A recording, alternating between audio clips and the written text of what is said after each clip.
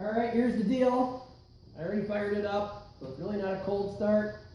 A couple little issues I ran into. I was taping and then the ignition switch needed a jumper wire on it because I'm using the original 54. So when I went to crank, there was no power to the coil. Minor, took me 2 seconds to figure it out. The only other big thing was when I put the tranny fluid in, I must have rubbed that transmission on the ground too many times and it rubbed a little hole in it. I was kind of worried about that, but figured it wouldn't, but it did.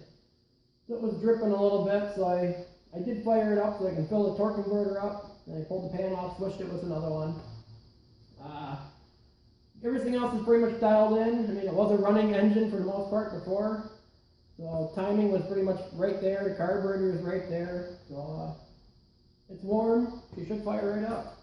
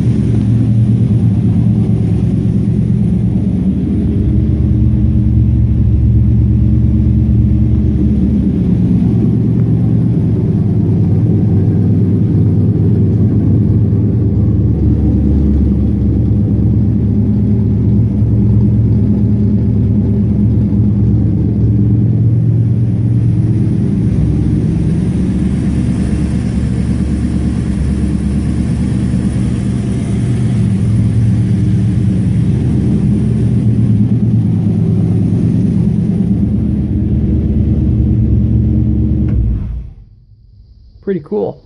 That's what I'm thinking.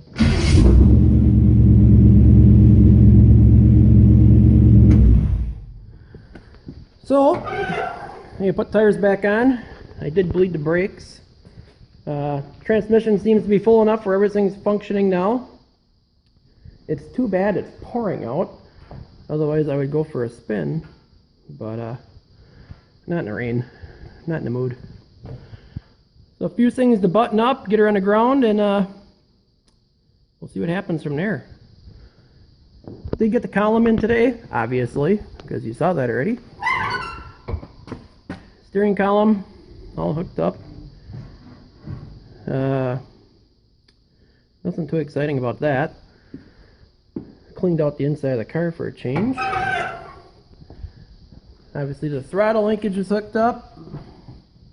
Bled the brakes, made the gas line. Just piddly stuff, spent all day just making piddly stuff, which always takes longer than, you know, fabbing the big stuff. So that's it. That's where we're at.